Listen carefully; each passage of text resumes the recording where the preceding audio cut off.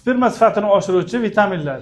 Videoni oxirigacha ko'rsangiz, ushbu vitaminlar qaysiligini bilib olasiz. Birinchisi selen, spermatozoidlar morfologiyasini oshiradi.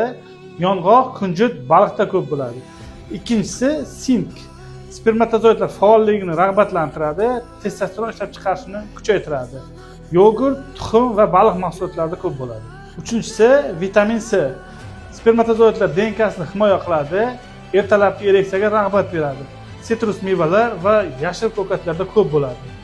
To'rtinchisi vitamin E, sperma hujayralari ishlab chiqarishni rag'batlantiradi, asosan yong'oq va kunjut moyida ko'p bo'ladi.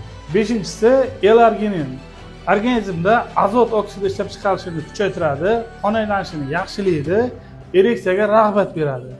Asosan go'sht mahsulotlari, tovuq va baliq mahsulotlarida ko'p bo'ladi.